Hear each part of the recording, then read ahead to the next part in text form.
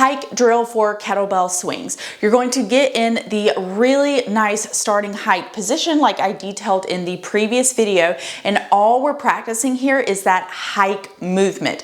A few key components to this.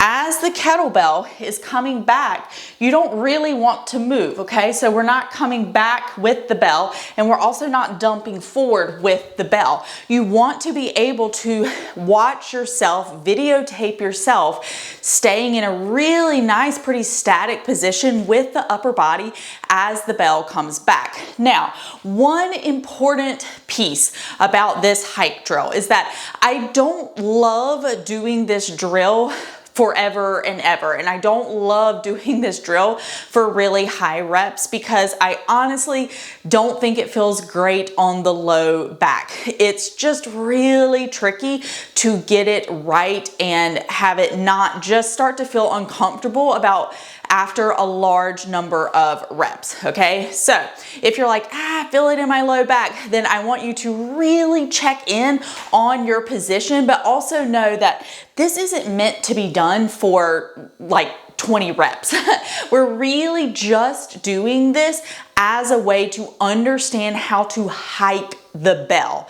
You're not going to use this except one time when you're doing kettlebell swings normally. So you're going to have to hike the bell to start, but if you're doing continuous kettlebell swings, then you're only going to use the ending portion of the hike when you put the kettlebell back down one time, versus in this drill, we're doing it over and over and over again. But let me explain to you the one part from the end of the hike drill that is going to translate into the end of your kettlebell swings. Okay, this is really important. What needs to happen is a bit of separation between your butt and the bell, okay?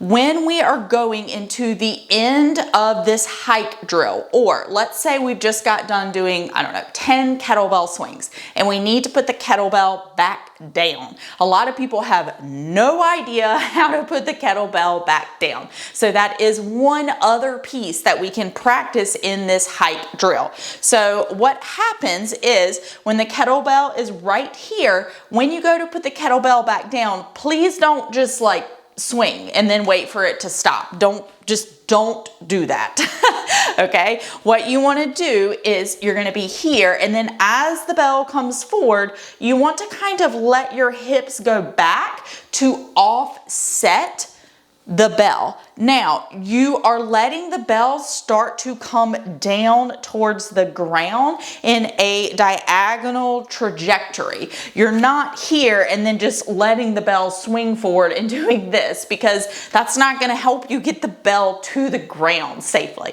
Okay, so when you're doing that hike drill, again, at the end, so at the beginning, everything is going to stay still, bell's going to come right here. But as you bring the bell back down, what you kind of want to think about is it's going to come down towards the ground, and as it does, you're just going to let your hips come back ever so slightly. But notice I didn't like shift my whole center of mass back, okay? I'm not straightening my legs. All I'm doing is kind of letting my hips, so literally like butt cheeks spread, hinge a little deeper to be able to let the kettlebell kind of float to the ground. And that's just gonna feel a lot more friendly way to end the hike and then also end your kettlebell swings. So I'll show you one more time. It's just a little too fast for me to be able to talk through everything, but watch with an eye towards all of the things that I just explained to you.